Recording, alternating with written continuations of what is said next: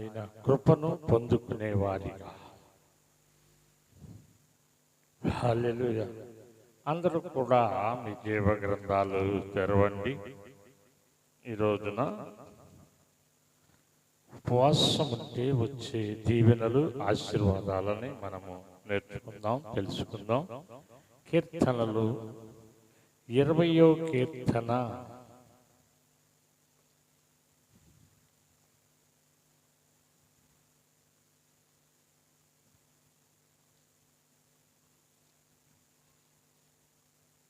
4వ వచనాన్ని చూద్దాం.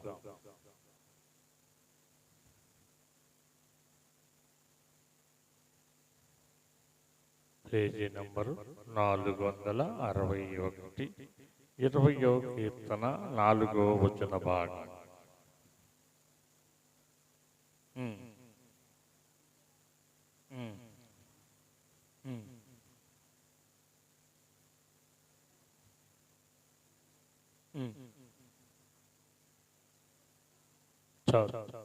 నాలుగు చదవ ప్రార్థన చేసుకున్నాం. అందరూ కూడా తలలు ఉంచి ఏకీవించండి. పరిశుద్ధుడా, మహోన్నతుడా, జీవము కలిగిన మా యేసునాథుడా, యేసు ప్రభువా, నీ పక్షా నిలబడుతున్న నన్ను నీ సిలువు చాటును మరుగుపరిచి నీ బిడ్డలతో మీరే మాట్లాడండి. వినగలిగిన చెవుని, గ్రహింపగలిగిన హృదయాన్ని నీ బిడ్డలకు దయచేయమని యేసు పరిశుద్ధ నామములో అడుగుతున్నాము తండ్రి. ఆమేన్. హల్లెలూయా. ఏంటంటే నీ కోరిక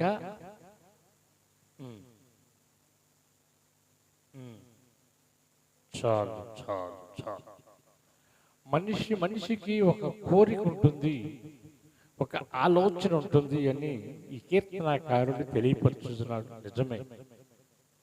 మనిషికి ఆలోచనలు వేరు, కోరికలు వేరు, వారి బుద్ధులు వేరు. హల్లెలూయా. ఏం వేరు? కోరికలు వేరు, ఆలోచనలు వేరు, బుద్ధి కూడా వేరు. ఇక్కడ నీ కోరికను ఆయన సిద్ధింప చెయ్యాలి అంటే ఆ సృష్టికర్త అయిన యేసుతో నీవు ఉండాలి అని, యేసు మాటలను నీవు స్వీకరించాలని, యేసుతో యుగయుగాలు ఉండే దేవుడుగా ఉండాలి అని నీవేం చేయాలి?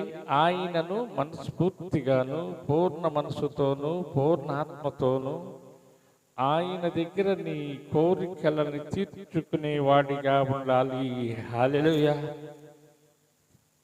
ఎలా ఉండాలి? నీ కోరిక దేవునికి ఇష్టమైనట్లుగా ఉండాలి. నీ ఆలోచన సఫలపరిచేటట్టుగా ఉండాలి. భక్తుడైన సొలొమోను అడిగాడు, నీవిచ్చిన నీ ప్రజలని వేలుటకు బాలుడుగా ఉన్న నాకు నీ పరిశుద్ధమైన జ్ఞానమును నాకు అనుగ్రహించు. హల్లెలూయా. దేవుడు ఏమన్నాడు? ఆమేన్ అన్నాడు. ఈ దేశాల మీద విజయాన్ని అడగలేదు, ఎండి బంగారాన్ని అంతకన్నా అడగలేదు, శత్రువు ప్రాణాన్ని అప్పగించమని అడగల. ఏమడిగాడు? జ్ఞానమును అడిగాడు. అందుకే ఆయన కోరికను ఆయన సఫలపరిచాడు, సిద్ధపరిచాడు, తన ఆలోచనలు సిద్ధపరిచాడు. అక్కడ ముందుగానే దేవునితో సంపూర్ణంగా మాట్లాడాడు. ఏంటో తెలుసా? నీ ప్రజలను పరిపాలించుటకు నీ పరిశుద్ధమైన జ్ఞానముని నాకు అనుగ్రహించు అన్నాడు. ఏంటంట? నా ప్రజలల్లా, నీ ప్రజలు.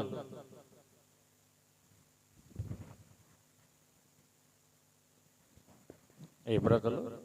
నీ ప్రజలు అనగానే దేవునికి ఇష్టమైనదిగా ఉంది కనుక, దేవునికి అంగీకారముగా ఉంది కనుక అడగకుండానే మరొక ఆలోచనను సఫలపరిచాడు. హల్లెలూయా.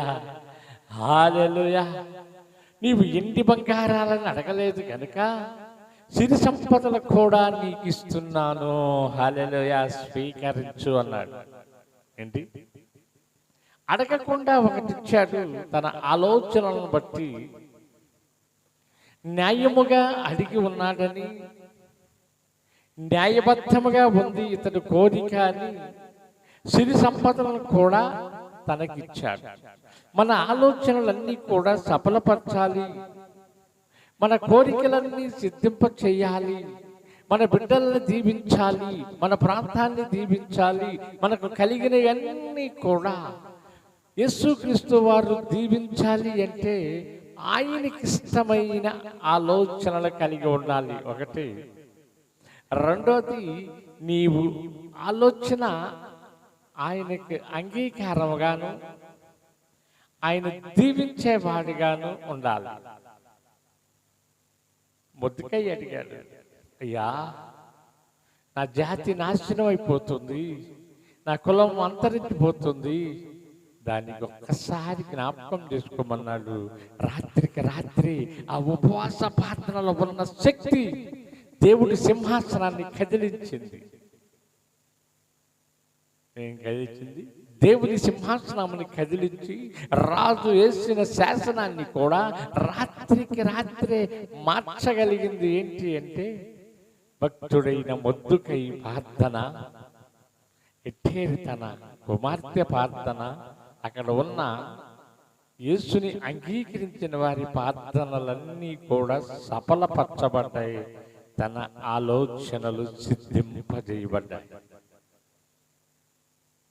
అందుకే మత్తయి సువార్తలో ఒక మాట అంటాడు కదా, మా సిద్ధీలలో నూనె లేదు.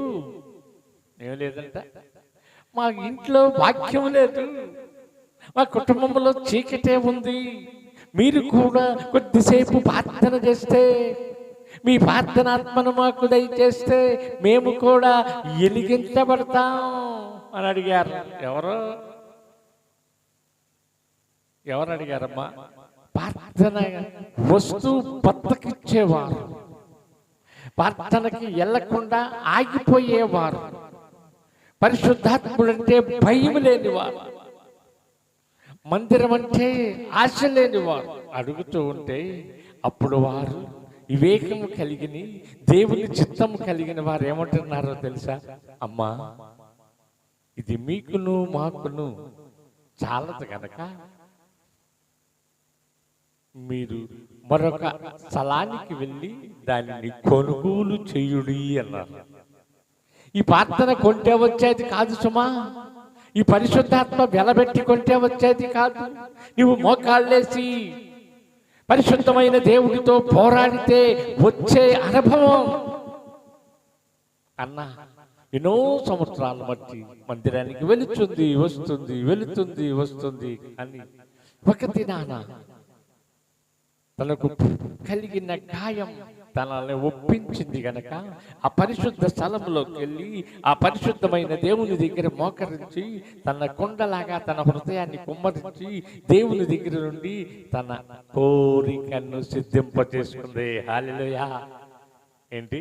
తన కోరికని సిద్ధింప చేసుకుంది. తనకి ఏమిటి కోరిక? ఈ లోకములో పడిన మచ్చ నా నుండి తొలగిపోవాలి. ఒకటి. రెండోది, నేను ఒక బిడ్డకి తల్లిగా ఉండాలి, ఆ బిడ్డని నీకే సమర్పిస్తాను అని సమర్పణ కలిగిన ప్రార్థన చేసింది. దేవుని సింహాసనాన్ని కదిలించే ప్రార్థన చేసింది. అప్పుడే ఏం చేశాడు దేవుడు? ఇని ఊరుకున్నాడా అమ్మా? ఇని ఊరుకోలా, నిద్రపోలా, ఆగిపోలా. తన కోరికను సిద్ధింప చేయటానికి, తన కోరికను నెరవేర్చడానికి ఒక బిడ్డనిచ్చాడు. హల్లెలూయా. ఒక బిడ్డని అనుగ్రహించాడు. ఆమె తీర్మానం తీర్చుకుంది. ఎలాగో తెలుసా? నీవు నాకు ఒక బిడ్డని ఇస్తే ఆ బిడ్డని నీకే సమర్పిస్తానయ్యా అంది. మనము 31 కొన్ని వాగ్దానాలు చేస్తాం. అయ్యా, రేపటి నుండి నేను తాగను, రేపటి నుండి నేను ఎవరిని తిట్టను, రేపటి నుండి చెడు అలవాట్లలో పాలు పొందను, నేను నిత్యము నీ సన్నిధిలో ఉంటానయ్యా. రేపు 31వ తారీఖున నేను బాప్తిస్మం పొంది నీ బిడ్డగా నన్ను తీస్తే నా ఆలోచనలు నా కోరికలు నీవు సిద్ధింప చేస్తావని నిన్ను నమ్ముకున్నానయ్యా అని మనం నిబంధన చేస్తాం. కానీ నిలబడం. ఈ అన్న నిలబడింది, మనం నిలబడం. కుడివైపునున్న దొంగలాగా తీర్మానించకుండా ఎడవైపు ఉన్న దొంగలాగా ఉంటాయి మన ఆలోచనలు. అప్పటికప్పుడే మనము విడుదల పొందాలి, అప్పటికప్పుడే దీవెన పొందాలి, అప్పటికప్పుడే మనము గొప్పవారు అవ్వాలని చెడు తలంపుల ఆలోచనతో కలిగి ఉంటాము గనక మన ప్రార్థన అంగీకరించబడదు, మన ప్రార్థన దేవుని సన్నిధికి వెళ్ళదు. అందుకే కొర్నేలుతో మిఖాయేలు దూతంటూ ఉంది, కొర్నేలు నీవు చేసిన ప్రార్థన తండ్రి సింహాసనం దగ్గరికి వచ్చి సాక్ష్యమిస్తూ ఉందయ్యా. నువ్వు చేసిన ధర్మ కార్యాలు దేవుని సన్నిధికి వచ్చి నీ కొర్నేలు. మరి నీ ప్రార్థన నా ప్రార్థన చేస్తున్నామని పేర్కొన్నాం, మందిరానికి వెళుతూ ఉన్నాము, పరిశుద్ధంగా జీవించుతూ ఉన్నామని కుంటున్నాము. కానీ మన సిద్ధిలలో వాక్యము లేదు, మన ఇంట్లో వాక్యము లేదు, మన ఒంట్లో వాక్యము లేదు, మన కుటుంబంలో వాక్యము లేదు, మనలో వాక్యము లేదు లేదు లేదు అని చెప్పడానికి ఇది సాక్ష్యం. ఏదంట సాక్ష్యం. నీ కోరికని సిద్ధింప చేయాలి అంటే, నీ ఆలోచనలు సిద్ధింప చేయాలి అంటే నీవు దేవునికి ఇష్టమైన ప్రార్థన చేసేవాడిగా ఉండాలి. ఓ ప్రభువా, ఓ ప్రభువా, నీవే నా మంచి కాపరివి, నీవే నా మంచి కాపరివి. ఆయన కాపరిగా ఉంటే నీ ఆలోచనలు సిద్ధింప చేస్తాడు, నీ కోరికలు సిద్ధింప చేస్తాడు, నీ ప్రార్థనకి సమాధానం వస్తుంది, సియోనుల నుండి వస్తుంది.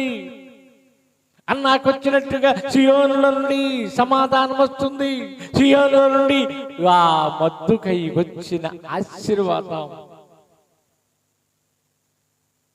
సియోను వాసి వినటానికి వేకిలి పడుతూ ఉన్నాడు, వినటానికి పెద్ద చెవులు చేసుకుని ఉంటున్నాడంట. మనకలాగా దొరద చెవులు కలిగి ఉంటల్లా పెద్ద చెవులు కలిగి ఉంటూ ఉన్నాడని సృష్టికర్త అయిన దేవుడే సెలవిస్తూ ఉన్నాడు. ఎవరు నన్ను పిలుస్తున్నారు, ఎక్కడ 2-3 నా నామం పేరిట కూడి ఉంటే అక్కడ నేను ఉంటానని వాగ్దానాన్ని నెరవేర్చడం కోసం సంచరిస్తూ ఉన్నాడు నా తండ్రి, సంచరిస్తూ ఉన్నాడు. తెలుసా? హల్లెలూయా. బలమైన కార్యాలు నీ పట్ల జరగాలంటే నీవు మూలుగులతో కూడిన ప్రార్థనలో ఉండాలి, పరిశుద్ధమైన ప్రార్థనలో ఉండాలి. అటు ఇటు చూడక గుర్రము వల్లే నీకు గురి వద్దకే పరిగెత్తేవాడిగా, గురి కలిగిన దేవునితో నీ కలిగేవాడిగా నీ ప్రార్థనలు ఆలోచనలు సిద్ధింప చేసేటట్టుగా ఉండాలి అని దేవుడు కోరుకుంటూ ఉన్నాడు. పక్కనే 21వ కీర్తన 3వ వచన భాగాన్ని చూద్దాం.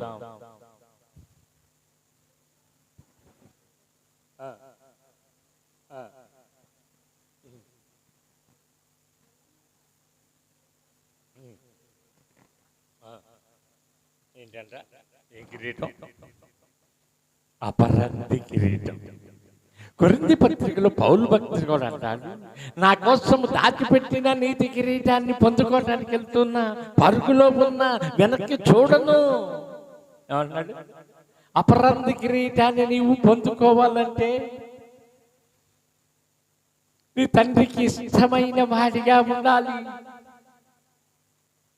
మోషేని గురించిన సాక్ష్యం విన్నట్టుగా, దావీదుని గురించిన సాక్ష్యము పలికినట్లుగా నీకు నాకు ఒక సాక్ష్యాన్ని సంపాదించుకోవాలి.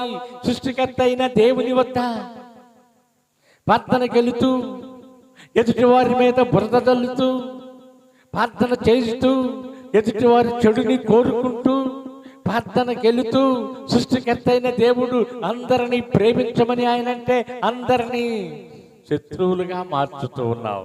నీకు ఒక రోజున నా తండ్రి అయిన యేసు ప్రభు నీకు ఒక తండ్రి తీర్పు తీర్చుతాడు. ఆయన చూచుతున్న దేవుడు, వింటున్న దేవుడు, నువ్వు ఏమి చేయుచున్నావో చూసే దేవుడు నా దేవుడు. నీవు నేను నా తల్లి గర్భంలో ఉన్నప్పుడే చూసిన దేవుడు. నీ తలంపులు ఆయనకి తెలుసు, నీ ఆలోచనలు నీకు తెలుసు, నీకు ఏ కిరీటం ఇయ్యాలో ఆయనకి తెలుసు. అందుకే ప్రకటన గ్రంథంలో మాట్లాడతాడు కదా, పాపం చేయవాడిని ఇంకా పాపం చేయని, పరిశుద్ధుడిని ఇంకా పరిశుద్ధుడిగా ఉండని, వారి వారి క్రియలను బట్టి ఏ కిరీటం ఇయ్యాలో, ముళ్ళ కిరీటం ఇయ్యాలో, దయా కిరీటం ఇయ్యాలో, దీవెన కిరీటం ఇయ్యాలో, ఆశీర్వాదం కిరీటం ఇయ్యాలో, నీతి కిరీటం ఇయ్యాలో, ఆయన దగ్గర రకరకాలైన కిరీటాలు తయారై ఉన్నాయి. ఎన్ని అనేక రకాలైన కిరీటాలు తయారై ఉన్నాయి తండ్రి దగ్గర. నీవు ఏ కిరీటానికి అర్హుడువో, ఏ కిరీటాన్ని స్వతంత్రించుకుంటావు?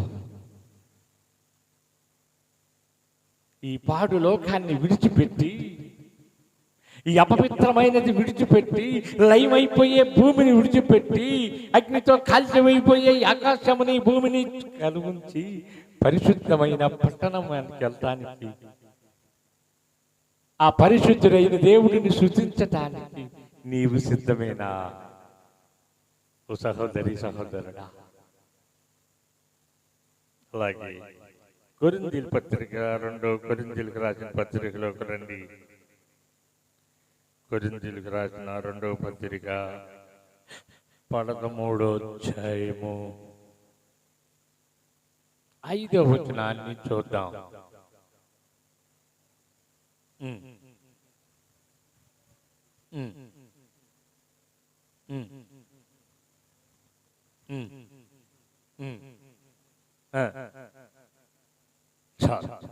ఏమంటున్నారు? మీరు మీరే శోధించుకోండి, మీరు మీరే పరిశోధించుకోండి. నా సాక్ష్యం ఎలా ఉంది, నా విశ్వాసం ఎలా ఉంది, నా భక్తి ఎలా ఉంది, దేవునికి ఇష్టమైనదిగా ఉందా లేదా అని సరిచేసుకుని చూసుకోండి. అర్థం కాడికి వెళ్ళి చూసుకుంటాం. రోజుకి ఎన్నిసార్లు చూస్తారా మొత్తం? ఎన్నిసార్లు చూస్తారో లెక్కలేదు. మరి బయటికి వెళ్తున్నామంటే అసలు ఇంకా లెక్క ఉండదు. అలాగే నీ వ్యక్తిగత జీవితాన్ని నీవే చూసుకో, నీవే పరిశోధించుకో. నేను విశ్వాసంలో పెరుగుతున్నానా, తగ్గిపోతూ ఉన్నానా? మూలుగలతో నా తండ్రిని ఆహ్వానిస్తూ ఉన్నానా? నా తండ్రి సన్నిధికి నేను చేరుటకు సిద్ధముగా ఉన్నానా లేదా అని పరిశోధించుకో. పాట పాడతారుగా మీరు, పరిశోధించి నన్ను చూసుకోమని ఏదో పాడతారు.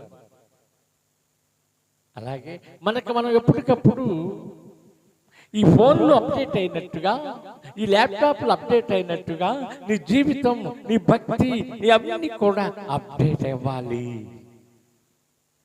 సెల్ ఫోన్లో డబ్బులు అయిపోతే ఏమంటాడు? మీరు రీఛార్జ్ చేసుకోండి అని చెప్తాడు.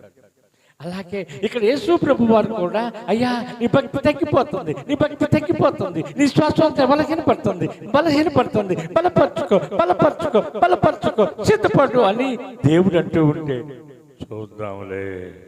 ఏంటంటే చూద్దాంలే. ప్రార్థన లేకుండా బతుకుతున్నారు, విశ్వాసం లేకుండా బతుకుతున్నారు, దేవుని సన్నిధి లేకుండా బతుకుతున్నారు. కానీ ఫోన్ లేకపోతే బతకలేకపోతున్నారు. ఇది ఫోనే లోకం అయిపోయింది.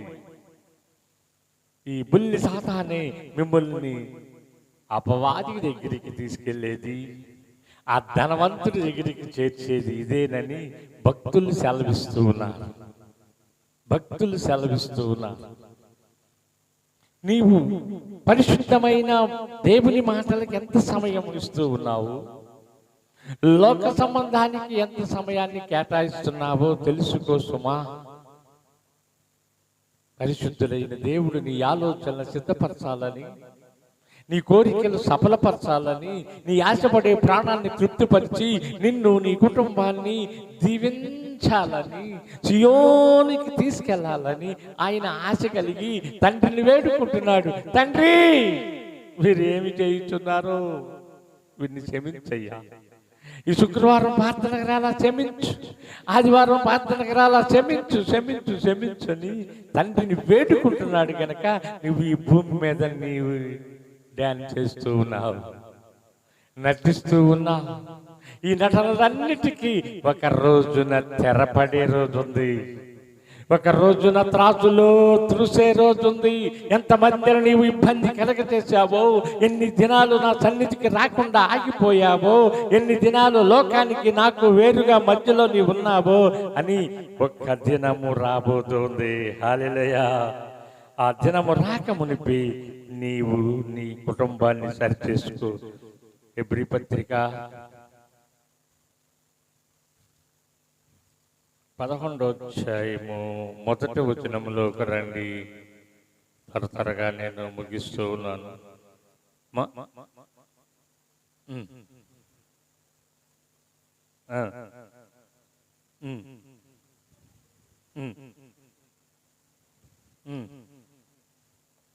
మళ్ళీ చదువు.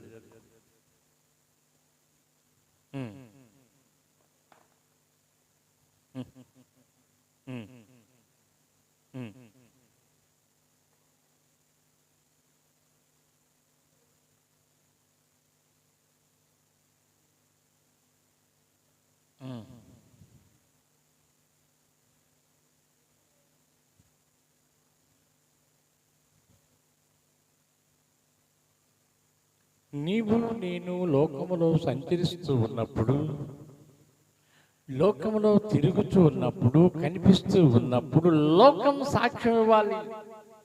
ఏమని? ఇతడు యేసు కుమారుడు, పరలోక నివాసి, పరిశుద్ధంగా జీవించేవాడు, పరిపూర్ణతలో ప్రభుతో ఎదిగేవాడని వారు సాక్ష్యం ఇవ్వాలి. గనురాలైన స్త్రీ ఇచ్చింది తన యజమానుడితో ఏమంది?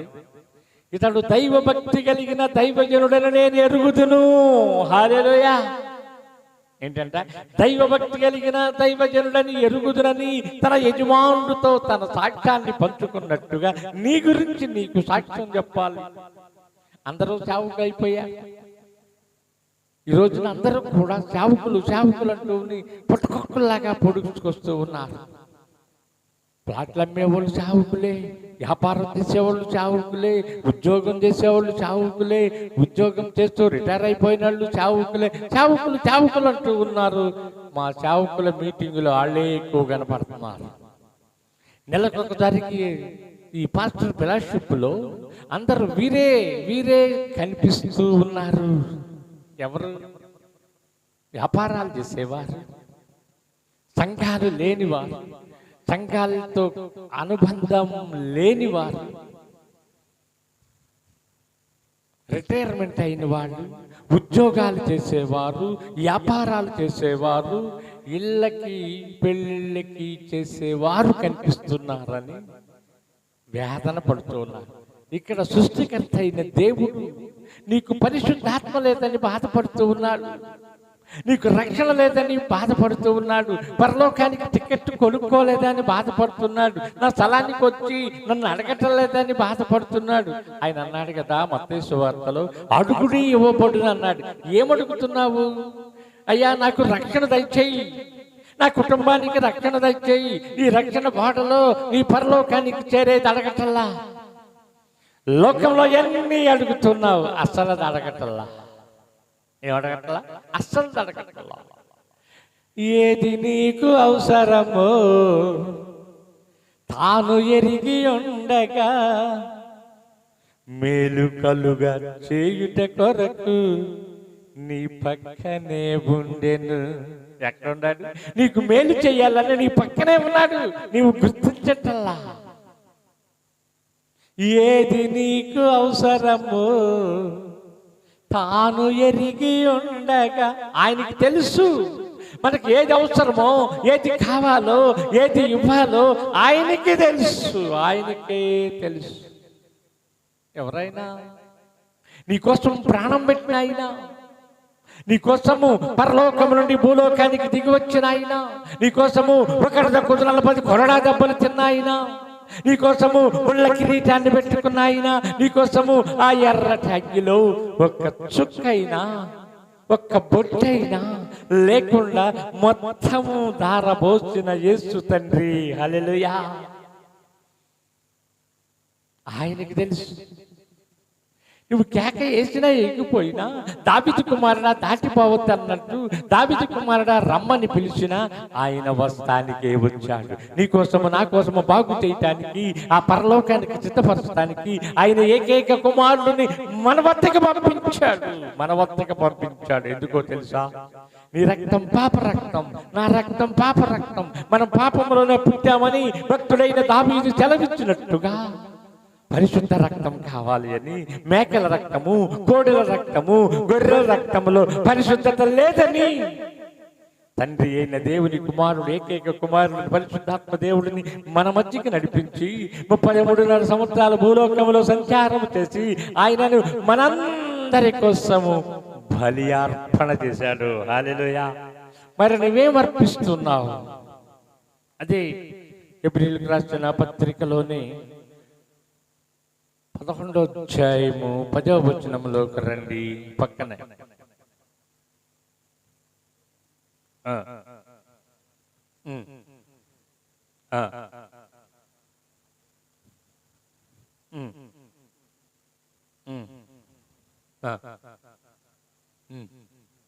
ఎవరు ఎదురు చూస్తారు? మన తండ్రి అయిన ఆత్మలో కలిగిన వారు, పరిశుద్ధాత్మని పొంది ఉన్నవారు, పరిశుద్ధాత్మతో అనుబంధం కలిగిన వారికి తండ్రి అయిన అబ్రహాము ఎదురు చూస్తూ ఉన్నాడు. తండ్రులకే తండ్రి అయిన యేసు ప్రభు వారు కూడా ఎదురు చూస్తూ ఉన్నాడు. నువ్వు ఎప్పుడు రక్షణ పొందుతావు? ఎప్పుడు పరలోకం వస్తావు? ఎప్పుడు ఈ సింహాసనం మీద ఉంటావు? ఈ బంగారపు వీధుల్లో ఉంటావు? పులులు మేకలతో కలిసి నీవు కూడా ఎప్పుడు ఉంటావని ఆయన ఎదురు చూస్తున్నాడు. మనం ఏమనాలి? వస్తానన్న యేసయ్యా రాకమానునా, తెస్తానన్న బహుమానం చేకమానునా అని నీవు పాడగలగాలి. నీవు ఆశతో ఎదురు చూడాలి. నా ఆశని సిద్ధింపచేసే దేవుడు, నా కోరికని ఫలింపచేసే దేవుడు, నా కుటుంబాన్ని దీవించే దేవుడు, నన్ను పరలోకానికి తీసుకెళ్లే దేవుడు, నా దేవుడు నా దేవుడు అని నీవేమనాలి? అంటాలి. ఆయన ప్రార్థన చేయకుండా ఉండకూడదు. నీవు నా పక్షానుంటే ఆయన నీ పక్షాలు ఉంటాడు. ఆయన పని నీవు చేస్తే నీ పని ఆయన చేస్తాడు అని లేఖనం తెలవిస్తూ ఉంది సుమా. ఎందుకోసమో తెలుసా? సృష్టికర్త అయిన తండ్రి అయిన యెహోవా దేవుడు యేసుక్రీస్తు వారిని భూమి మీద ఎందుకు పంపించాడు అంటే, మొదటి ఆదాము చేసిన తప్పును సరిచేయటానికి. ధనవంతుల దగ్గరికి ఎవరు వెళ్లకుండా, ఆ దుష్టస్థానికి వెళ్లకుండా, ఆ చీకటిలోకి వెళ్లకుండా, పాపంలోకి వెళ్లకుండా పరిశుద్ధముగా ఈ బిడ్డలందరినీ పరిశుద్ధపరిచి యేసు రక్తములో కడగబడి యేసు నామాన్ని ధరింపచేసి రక్షణనే వాడలో ప్రయాణించాలి అని. హల్లెలూయా. అది దేవుని కోరుకుంటున్నది. మరి నీవు అలా కోరుకునేటట్టయితే మోకరించు. దేవుడి చిన్న మాటలు దీవించునుగాక. ప్రార్థన చేద్దాం. పాస్టమ్ గారు ప్రార్థనలో నడిపిస్తారు. అందరూ కూడా మోకరించండి.